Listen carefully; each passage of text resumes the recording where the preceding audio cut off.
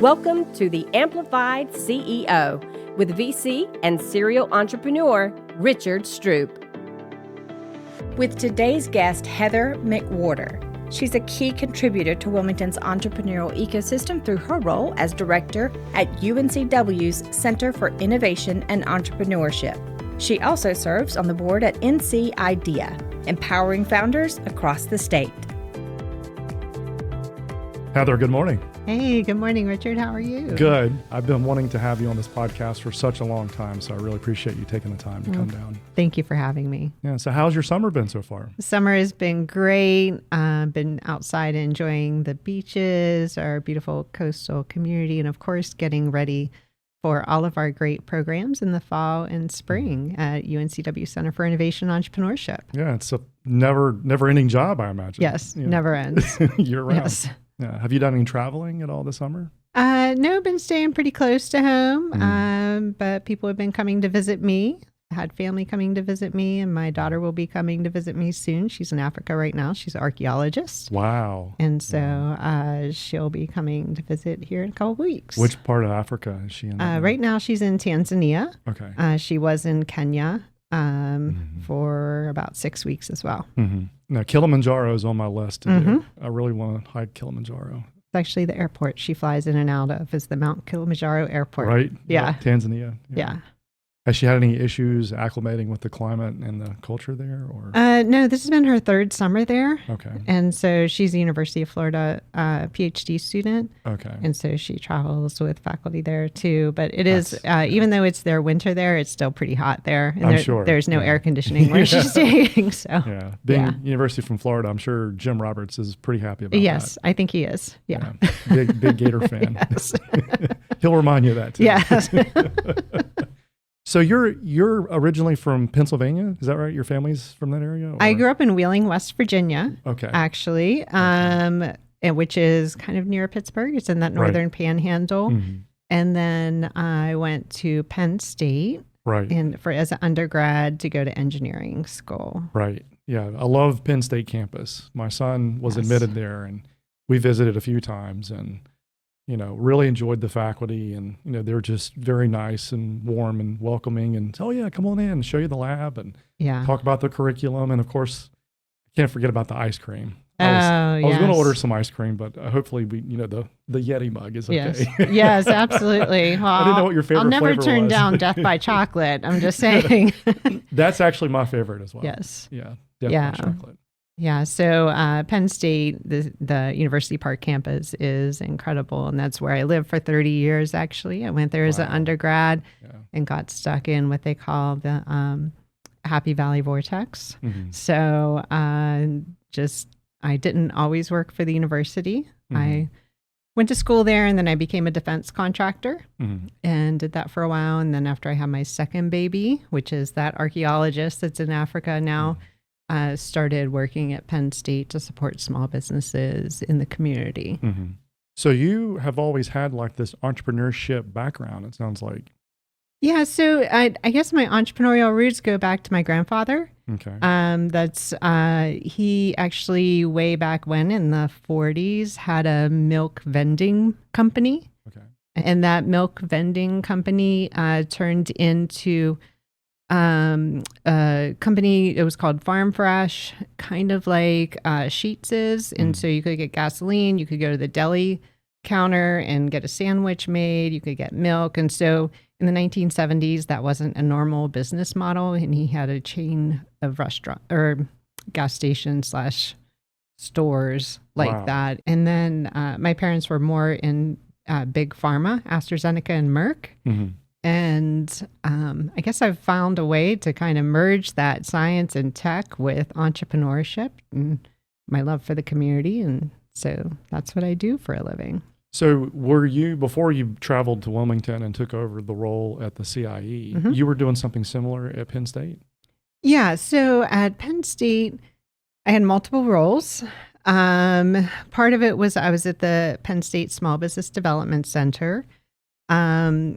At that, we, of course, helped businesses with capital, with getting started.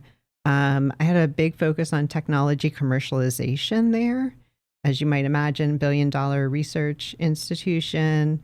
There's a lot of tech commercialization potential. And so partnered with our friends at Ben Franklin Technology Partners, which is an early stage investment company that is funded by the state there.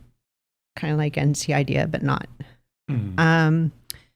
And so worked with them and then created a whole bunch of programs there to help our community and the university. So I created Global Entrepreneurship Week at Penn State. And this is when GEW was pretty early. It became the largest in the nation with 5,000 people coming. Wow. We had pedicabs running all over campus. We had balloons all over campus. It was a big deal.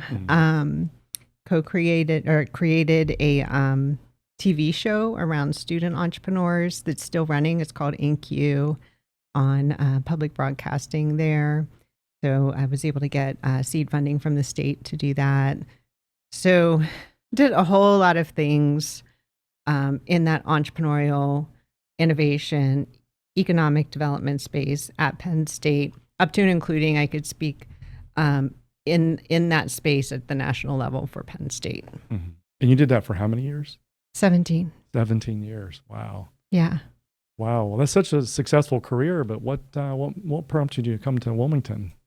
Yeah. So I did it for 17 years, right? And so I was looking, I guess, for something new.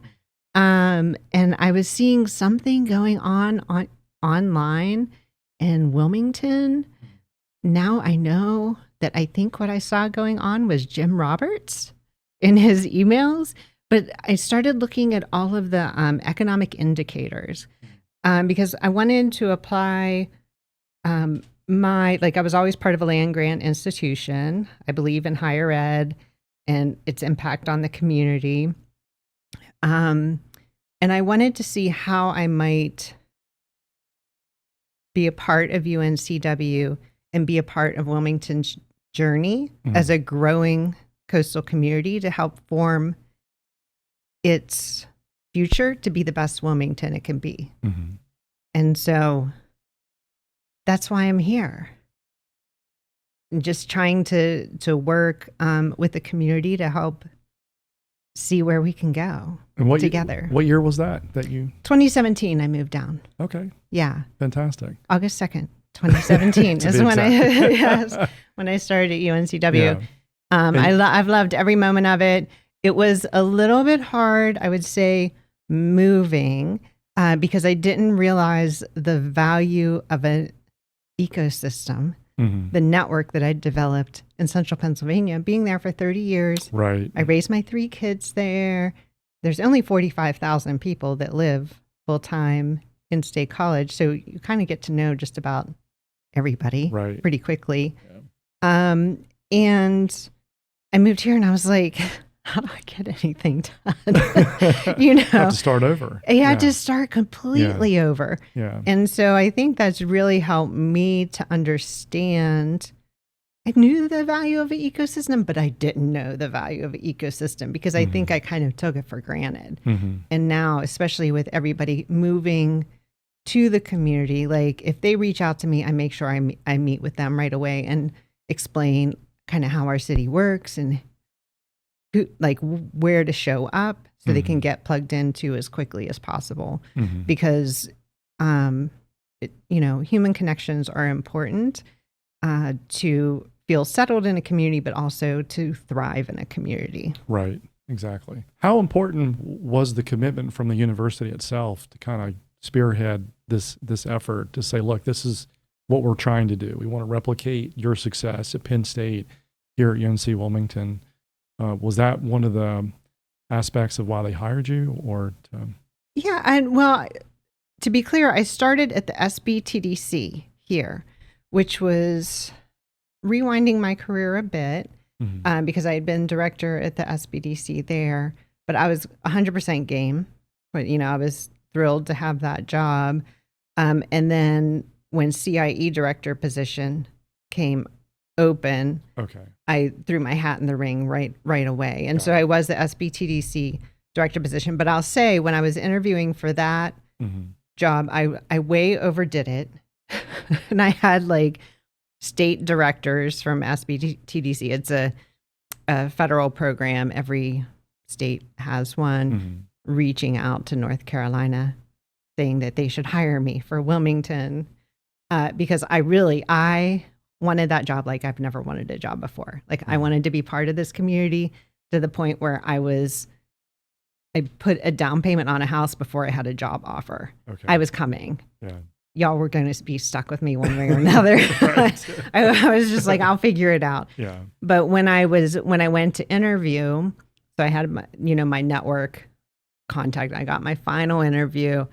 I was in the dean's office, and I remember, just like I brought you a couple pieces of paper here, I went with like all the papers. I was like, this is some of the things I've done. And I went, and I just like, and they were like this, because with Penn State marketing, kind of like all the ecosystem stuff I've done and all the events. And Dean Burris said, we want you to do that here. I just remember him saying, yeah, do that here. Right. We don't know. I think he wasn't sure exactly, but that looks amazing. Let's do it. So it takes time. I was there for a long time, and it takes time to build the networks and the trust, internal to the university, external to the university. But we're definitely building momentum. Do you feel that you have created the same level of participation and success here at UNC Wilmington that you've had at the Penn State? Yeah, I do. So definitely by far our community engagement is incredible. We have more than 200 volunteers, Richard.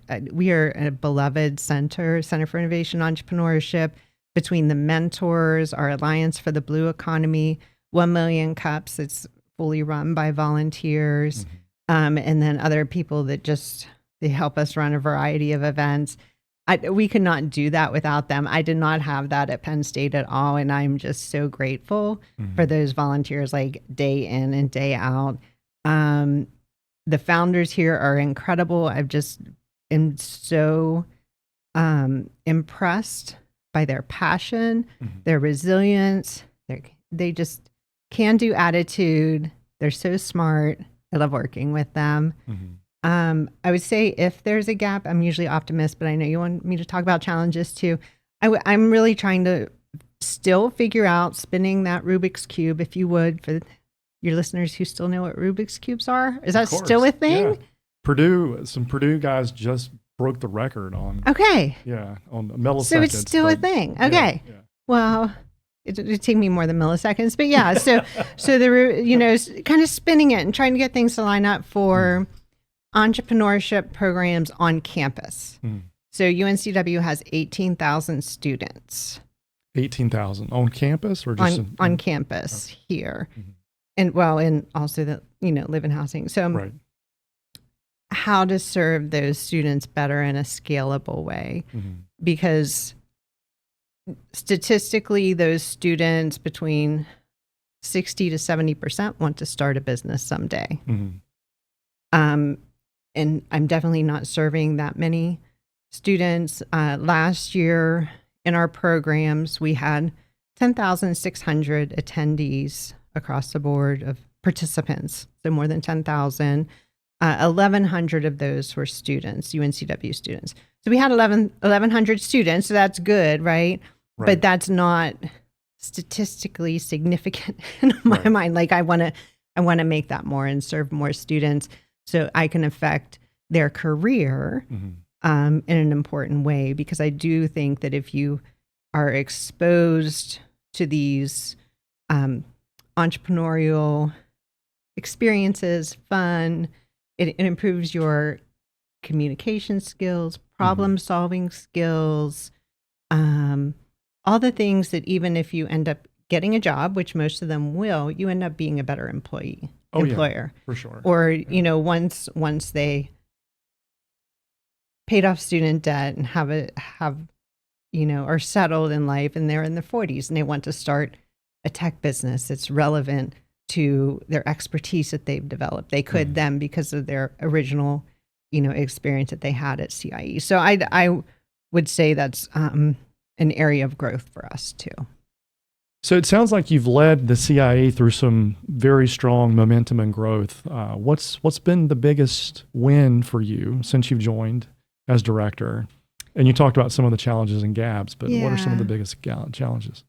So I would say some of the biggest wins, definitely this idea of connecting the entrepreneurial community with their love of the ocean and their familiarity of the problems of living along the coast. And so our whole suite of programs around blue economy, and that economy related to the ocean, blue tech, so that's water tech. I'll define a few things. Right. We really started the flywheel with that and building momentum. The last director of that, Diane Durant, came up with that nugget during COVID. And I've been really working to build out programs from our pre-accelerator program called Idea Test Lab to startup weekends like Eco Innovate Weekend, to the our conference, Ocean Innovation Conference. We're getting ready for our third annual one on September 30th, which is going to be an incredible day with the innovation fair. World champion surfers coming in is going to be great. And I'll say all of that is because of our program manager, Lydia Thomas, who's incredibly talented. And she's the one really that's been doing the legwork with rolling all that out. Oh, that's great. Yeah. Yeah, I know you guys are always busy doing conferences and inviting guest speakers in and posting on social media. So it's really good to see. I bragged about you guys because I'm from Appalachian State and I talk to the folks up there all the time. And I would send them emails and say, well, you guys got to check out what they're doing down here because they seem very active and they're engaged and they have the community's interest, and it just seems like they're doing a lot, something to kind of copy, or at least to investigate. Do you talk to other directors around North Carolina at some of their other universities and exchange ideas? And I do. I actually just had a call with App State, so it's funny you mentioned that. Good. So yeah, I wonder if Will told him to call you. Maybe I'll have to call him. Maybe, yeah. So I just talked with App State, and then about every year there's a conference called the North Carolina Entrepreneurship Educators Conference, where the different faculty and staff involved in that entrepreneurial journey for the students in particular get together. But that's when I get some FaceTime with the other centers as well. Got it. And there you can exchange ideas. And talk about the different initiatives that you're working on. Yes.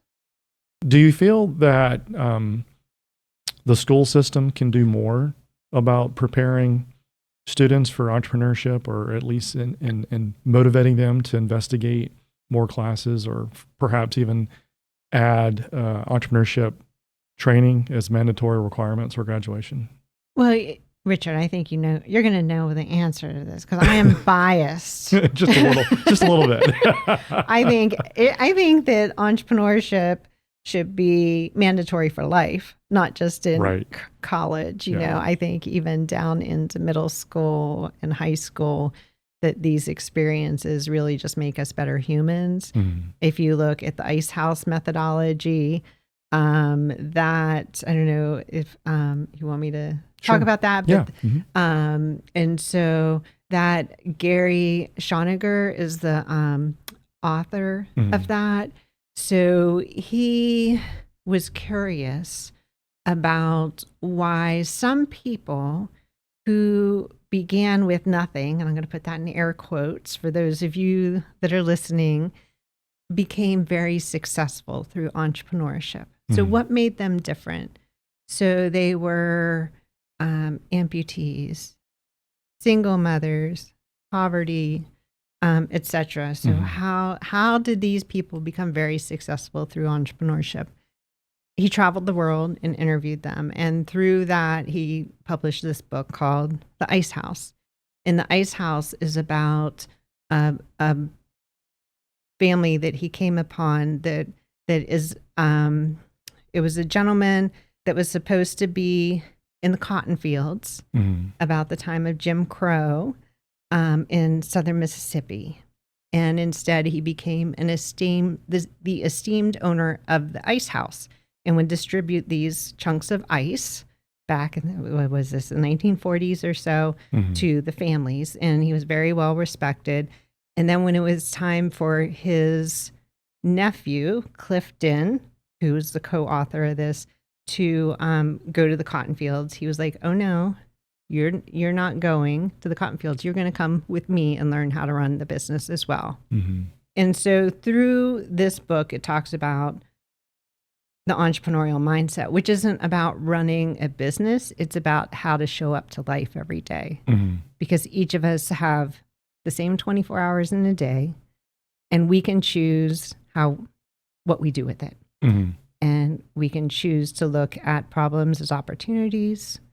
We can choose to have that positive outlook. You know, we can choose to not spend all our money, because sometimes it doesn't matter how much money you make. If you spend more than that, it doesn't matter. So that curriculum is one thing. The NC IDEA, I know you had some questions, I think you wanted to ask me about NC IDEA. Oh, yeah. NC IDEA is on a mission to make sure that 100,000 North Carolinians are educated in this ice house as well, because it's just really about showing up to your life and doing good for the world and doing good for yourself, right? Being your best self you can. So I would encourage everybody to just Google the ice house. Yeah, I definitely will research that Yeah. as well. Do you believe is it lack of access, knowledge, or motivation?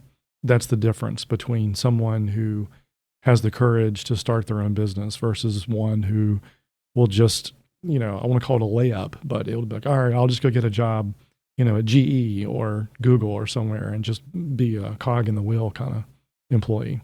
Knowledge, network, and then also those entrepreneurial mindset that, can do attitude. Most times when people are starting that business, they still have a day job to fund that business, but they fall in love with the problem that they're solving. And so I do think, though, like you said, a lot of it has to do with the knowledge and network, and just the simple fact of, if you're around other people that have started businesses, started even tech startups, or if you're familiar with what a scalable business looks like, if it becomes part of your culture, that can be a huge game changer for Absolutely. you. Yeah. I also think environment plays a big part, because obviously if you're living here in Surf City, Hampstead area, you look around the economy and like, okay, where's all the money going in, going out? It's hospitality, it's restaurants, it's breweries. So how many, do I really need to start another restaurant, or do we need another brewery? Or do I need another, vacation rental company? Become a realtor. So you tend to kind of feed off of what the environment you are in tells you to do it. Just like if you lived in Washington, D.C., you'd become a defense contractor. Right. I know that's a big aspect. And I tell a lot of folks, like when I talk to students all the time, I'm like, really, it's access to network and environment that kind of will dictate what you can and can't do. Obviously, you need to learn to run a business and do all the things you need to do, but really the environment will tell you what, because your customer is basically what you're servicing. Like they will tell you what they want and what they need, and that's what you have to service. Yep. But even talking to some other business owners, small business owners, like, technology type business, they'll work for a company for 10, 20 years. And then they'll have courage, like, okay, I'm going to start my own business. And then they'll go out and get 4 or 5 employees. And they're still working their day job because they're engineers like us at heart. But then they get to running payroll and doing AR and having to process contracts and business development and recruiting. It's a whole different ball game. And usually they tap out around 10 or 20 employees. Yeah.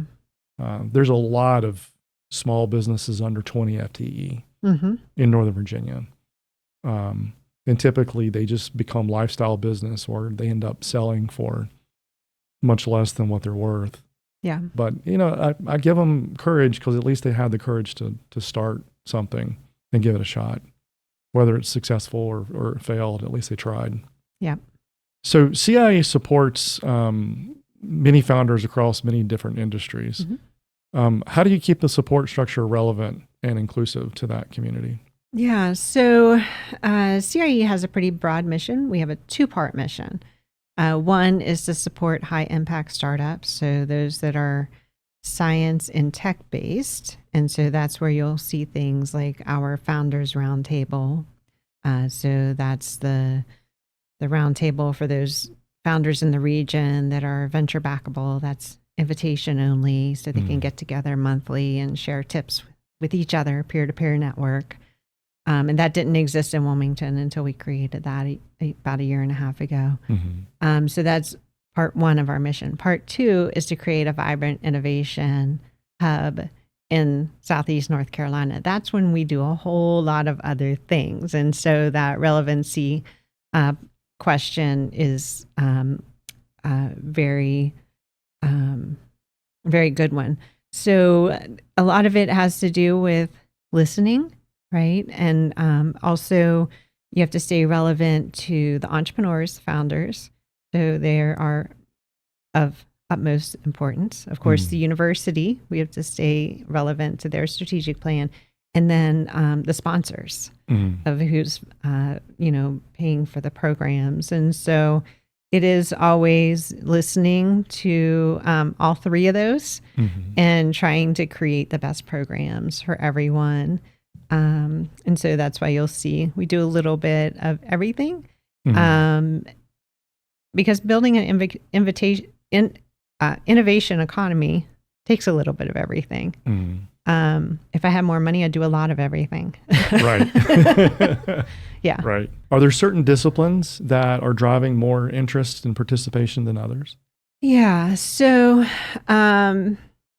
what we're interested in and what we see the future of Wilmington in is that ocean innovation. And we did a community survey, and it did come back very positive that people wanted more programming in that. So I don't want to lose that nugget. But for sure, fintech, because of Encino, Live Oak Bank, there's a natural cluster there. Logistics and tech associated with that is, I think, is an interesting one. And then health innovation for sure, especially with the endowment in the region and looking at community, not region, but county, New Hanover County in particular, looking at health outcomes and the community impact and how to improve New Hanover County's citizens' lives through health innovation, I think could be a big opportunity for us. Are there any specific companies that have been successful to graduate from your programs and go on to start their business? Yeah, so we'll start with, I'll mention a few ocean innovation. Sure. So, okay. So across the board, I'm going to talk about Sandbar Oyster. So we love Sandbar Oyster Company. I would classify them as coastal resilience. So they have a manufacturing facility in Leland now. And what they have is a substrate that they'll put out in the water that oysters can grow on, or they do grow on, not can grow on, they do grow on because they like this substrate that it is, but it also stabilizes the shore, so we're not losing the beach.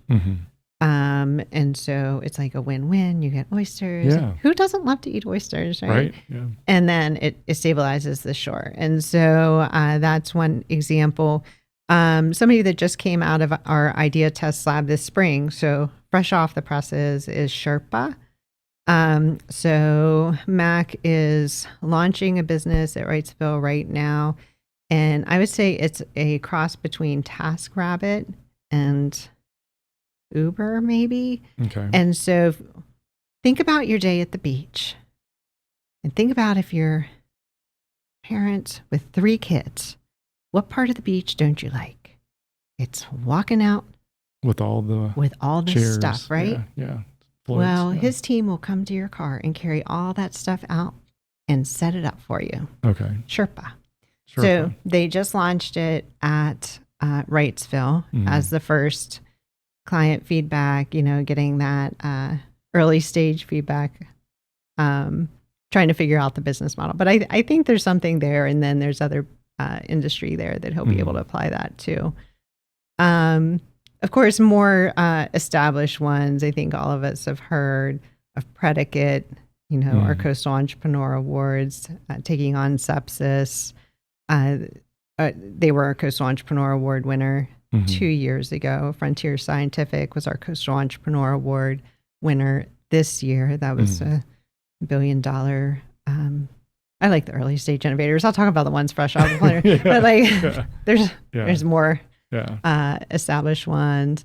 Love Opioid and what Dave Reeser is doing. I always hesitate talking about the founders because it's like talking about favorite children. It's like, what if I leave one out? But I know I have to give examples. Right. Yeah, absolutely. Yeah. So what are some of the programs? Give me some examples. So if a student walks into the CIE and says, okay, I want to learn, what are some of the opportunities? So if somebody just walks into CIE, which happens all the time, we always point to 1 Million Cups. So that's every Wednesday, 9 a.m. It's Wilmington's only weekly business networking event. And at 1 Million Cups Wilmington, 1 or 2 entrepreneurs talk for 6 minutes, and then the community provides suggestions and connections to help them. Okay. So that is every Wednesday, 9 a.m. at CIE, which is 803 South College in Wilmington. So 9 a.m. every Wednesday. You don't have to register. You just show up, get a mediocre cup of coffee made by my interns. Right. Can anybody off the street walk in and see this? Okay. Yeah. So it's open to the general public. Open to the general public. You just show up. Yeah. And it has a really good turnout. And so because people are curious about entrepreneurs and they want to help them, to speak, anybody in business 5 years or less can speak unless you're MLM. Other than that, so why 5 years or less? Because that's just it. 1 Million Cups is tied to Kauffman Foundation's national, and it's really because that's what the charter rules. So these are people who are kind of fresh in the scene, just to kind of say, look, trying to figure out. Here's what I'm working on. Here's some of the challenges I've had, and but I'll say if it's an established business and they're launching a new product, opening a new office, we have accepted them too. Because I'm sure Kauffman's not listening, right? Of course not. Just kidding. So that's every Wednesday, 9 a.m. And it's usually our go-to place to get people started. Okay. Because they can meet Josh Hallingsey from the Wilmington Chamber of Commerce is going to be there. Genesis Block is going to be there. SBTDC is going to be there. There's going to be also ecosystem partners in the room that they can get connected to. And Jerry Coleman from Cape Fear Community College, of course. So after that, if they're working on something scalable in nature, I might plug them into that Idea Test Lab. Our next one this fall is around health tech and biotech. That's funded by NC Idea, ecosystem grant, as well as a sponsorship from North Carolina Biotech Center. And so that might be a good place for them. Sometimes our mentor program, if they're dedicated to that idea. So we have an incredible mentor program. We do team-based mentoring. I have about 140 mentors in that program that have been CEOs. They're software developers, they're attorneys, they've been founders, etc. And they just want to help the next generation of startups succeed. Right. Yeah. And so might get them into that program.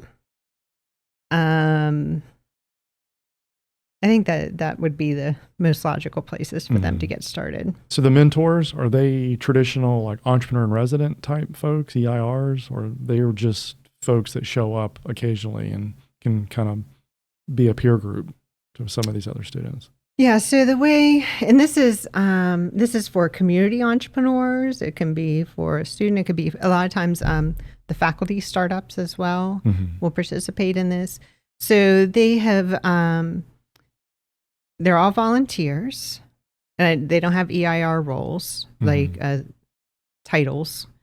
The way that they operate is that they meet monthly. And the entrepreneurs come and present to them about what they're working on and why they want to mentor team. And then based on their list of what they need, the mentors will form a team that kind of checks those boxes. And then the mentor team meets with them monthly for 6 months. So it's kind of like an unpaid board to help get them started. And we accept founders that are pre-MVP up to and including raising their first round. Does your program help entrepreneurs get funding? Do they connect them with VCs? Yeah. And how does that work? Yeah, so I think it's that same thing, like the connections.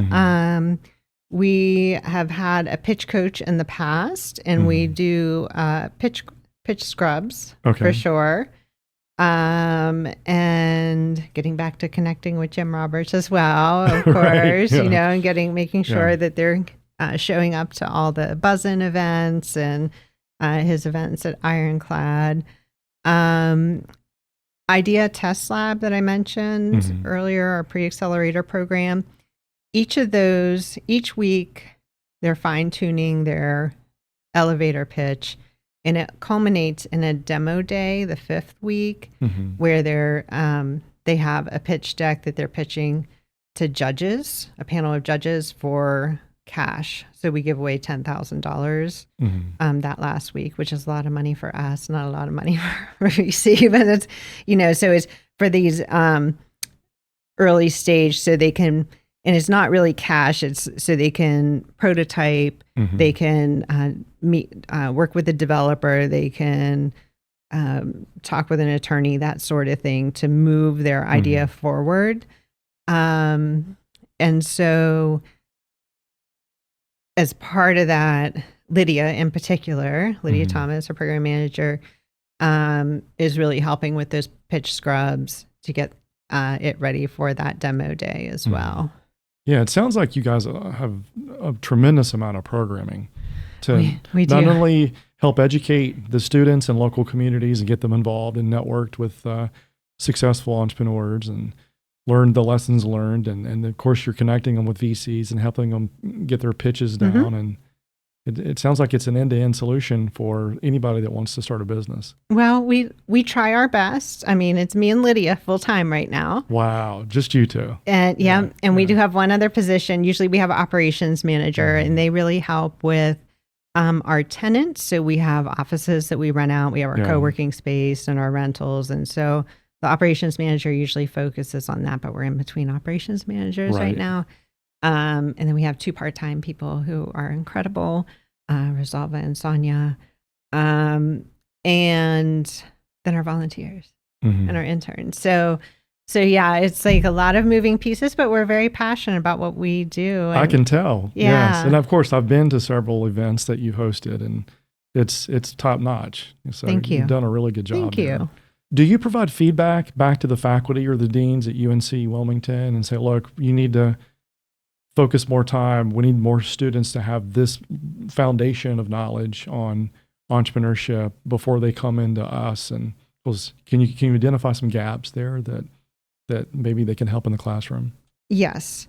So I have just about this time last year, I convened the deans and provosts and some of their top faculty to get together to talk about entrepreneurship at UNCW. That's the first time I think we've done that before, because I know it's probably going to be shocking, but between the colleges, they don't really talk. I mean, there's a lot going on with everybody. And I wanted to make sure that, for example, like as an example, arts the Department of Arts is very interested in entrepreneurship because they want their art students to continue on to be entrepreneurs, but they might not be aware of programs in the College of Business, and they might not be aware of programs in the College of Health and Human Services.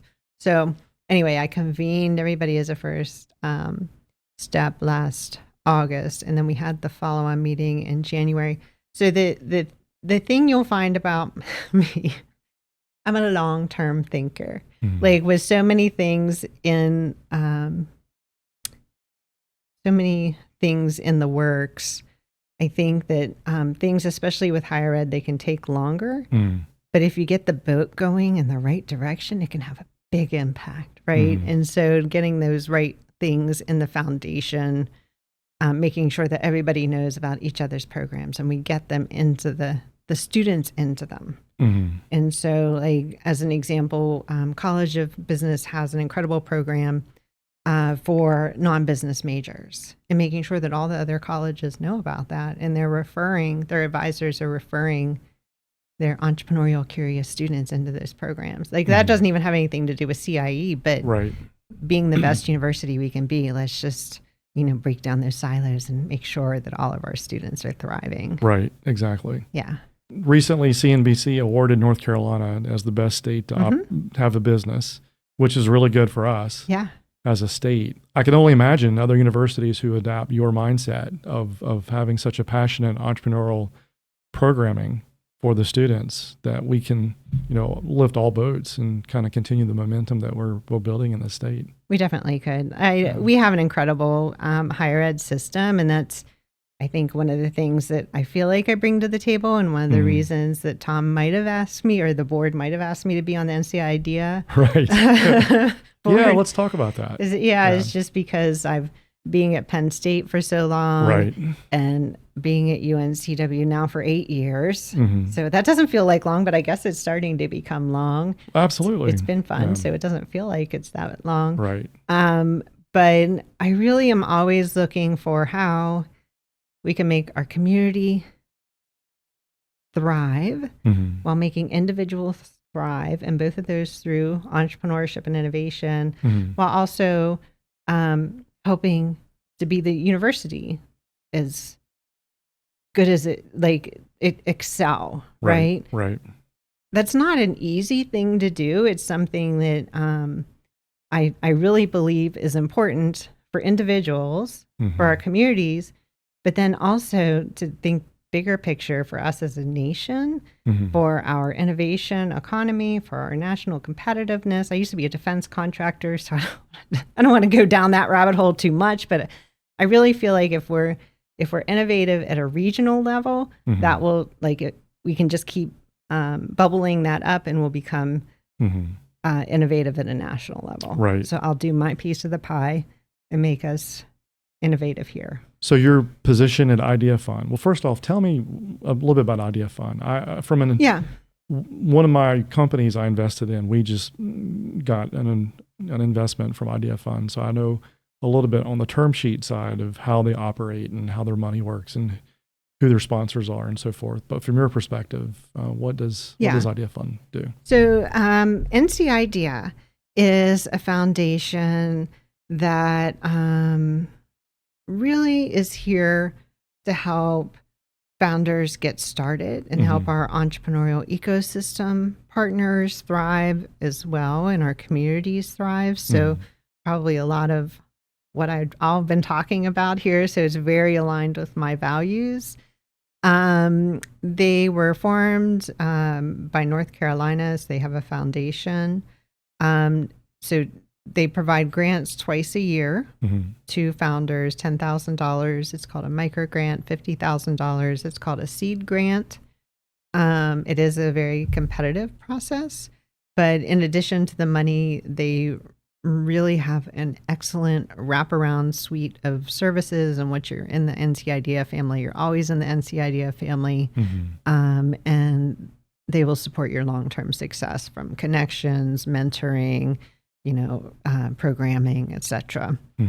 And so they're there to help the North Carolina economy succeed through entrepreneurship. In addition to that, they also do things like they convene all of the ecosystem partners at a statewide level every November at the Ecosystem Summit. Okay. And so that's an incredible time to get together and see other programs. And then they also provide grants to programs, individual programs, and then to ecosystem partners.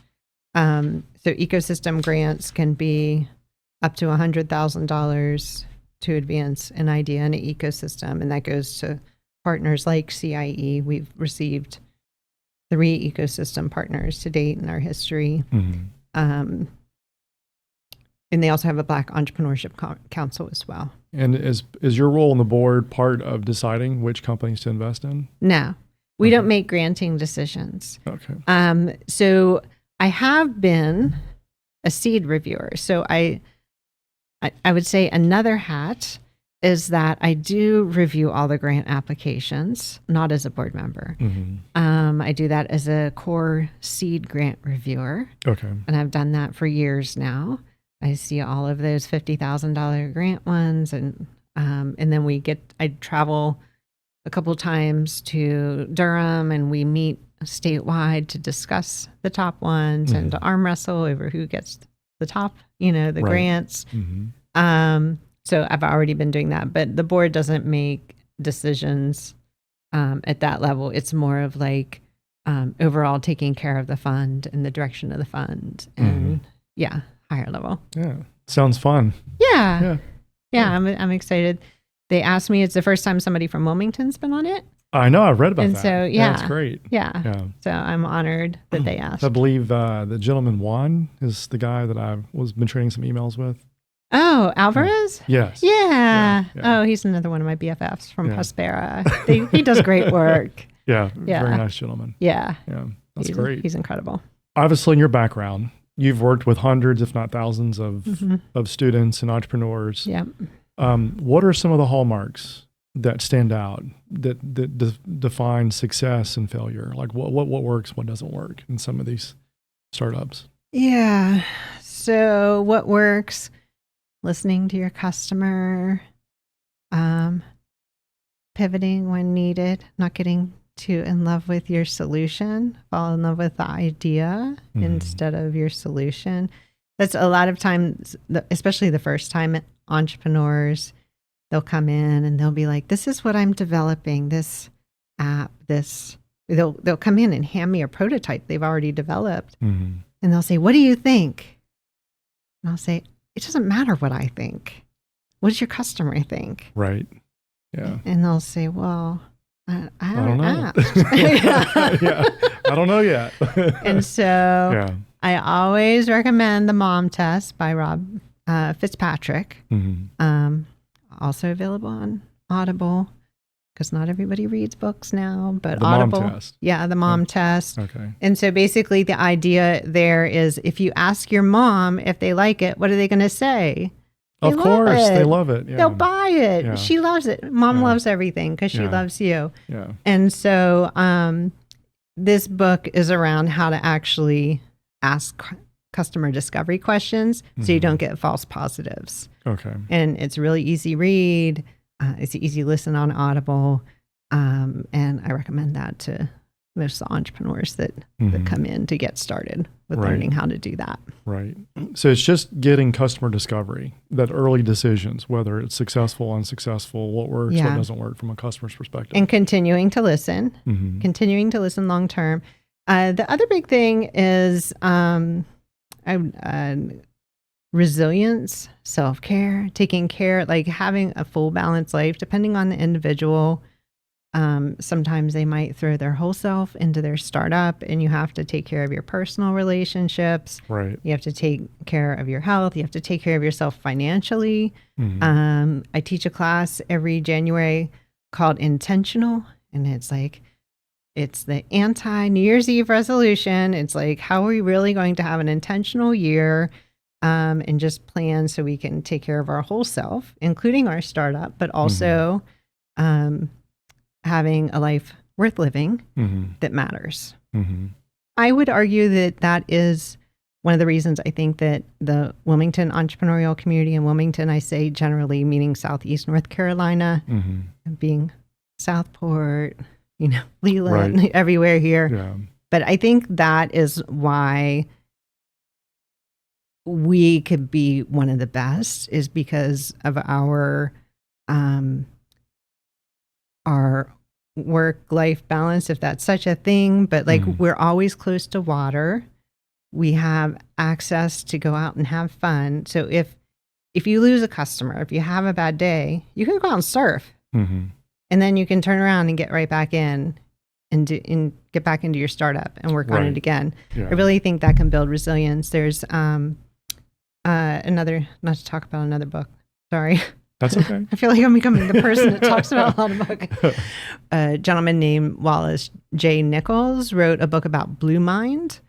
And so that's how your mind changes when you're around, near, on, under the water. And that can lead to enhanced creativity, innovation, and so, and just general well-being. Right. And that Blue Mind book, he came and spoke at our conference 2 years ago. And that just, it makes so much sense for why people are moving here, why people are staying here, why people are thriving here, and why our entrepreneurs can thrive. I do think they are more creative. We just need more programs around them and more infrastructure, and I think we can really take off as a community. How can we fill that gap on the infrastructure gap? Yeah, I just think we need some big checks cut, and we'd be good to go. I think we have the right. I'd say that's more sponsorships. Yeah. But I really think that the entrepreneurial ecosystem partners have a lot of great ideas, CIE and beyond, like gym, community college, etc. The co-working spaces. I think everybody's ready and willing to serve entrepreneurs. Our community has been growing rapidly, but the support for our programming has not. And so we're trying to do more with less and trying to be as responsive as we can to make sure that we build the future of Wilmington. I do believe it'll come. It's going to come. Absolutely. Well, you're doing a great job. Thank you. Yeah. I know from a venture capital point of view, I enjoy investing in companies in Wilmington just because, the operational burn rate is cheaper than, say, Northern Virginia. Just the standard of living is much higher taxes, higher expenses for housing and food versus here. So there is a positive side. And of course, you have access to the ocean and the culture. Yep. So what's one mistake you see early stage founders make, and how can they avoid that? Well, I've already talked about customer discovery. Yeah, developing a solution before they've even talked to a customer. Disaster. Just don't do it. Is that where, if they have an idea, do you normally tell your students to go test the ideas, theory, and the economy to figure out who are your customers? Yeah, find out exactly what's missing. Right. What do they need? And then come back and build your company and vision off of that. Yes, build the MVP and then go back and get more feedback. Keep getting feedback as you build it out. Other mistakes, not understanding how long it's going to take. Right, the timing. Right. I think people see the overnight successes that actually took, it takes 7 years to be successful as a tech founder. And so if you don't have the runway personally or mentally, to get there, the startup will fail. Right. If you don't have either the personal savings or you're willing to have that part-time job to fund your startup for the next 5-7 years. It's a long time, but then, it's totally worth it if you love the problem you're solving. Right. Is that typically the access where an inspiring entrepreneur will get a full-time job somewhere to generate capital, and then on the side kind of test the theory of the idea and eventually launch the business and once it becomes successful, can transition full time. That's what I see often. I see that. I'll see the second mortgages, of course, friends and family. That those early years are really hard to find capital. Right. Even to get the early stage grants, you need to have done a bunch of legwork. Yeah, the grants actually are very hard to chase and to obtain. You know, when you think about the applications and the time frame, and everything takes a long time, like you mentioned. Yeah.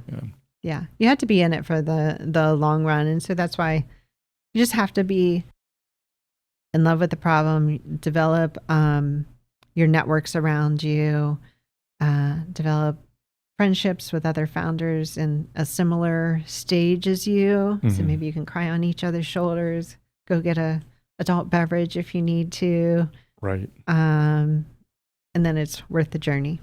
Right. What piece of advice would you give to a startup founder working here in the ecosystem of Wilmington? To connect. I'm big on entrepreneurial ecosystems and the importance of networks. And so connect with the Wilmington Coalition, which is at wilmingtonbusinessresources.com. And that's where all of the different programs that support entrepreneurs and small businesses are listed. And then keep asking programs, find individual founders, connect with them, talk with industry partners, industry experts. So I think it's just about like the connections. And if you don't get frustrated. If you talk to a couple entrepreneurial ecosystem partners and they're not the right matches, they're going to send you to the one that's the right match. Right. So sometimes maybe you're too advanced or not advanced enough, or they're serving a different market. Just keep asking questions and bump around the entrepreneurial ecosystem, and we'll get you to the right place. Oh, fantastic. Yeah. So where do you see this program over the next 5 to 10 years? And what's your future vision for the CIE and the blue economy that you've created? Well, I see CIE, if I could dream big. We're at 100% capacity of our building. I would love to have a new innovation center, if I could dream big, that really could serve more founders in a bigger way. Maybe with a makerspace, maybe with the Zoom rooms that everybody keeps asking for, and a podcast room that everybody keeps, like, I'm just out of space and I'm at 100%. We are buzzing like every day. People are in there, and it is like a big slumber party some days. Like it is like the best problem ever. Right. And so that I would say is my dream, as far as like having that place for entrepreneurs to be in a bigger way, and the students and the faculty. So everybody feels welcome and they feel like they belong there. Continuing to build on that momentum of ocean innovation.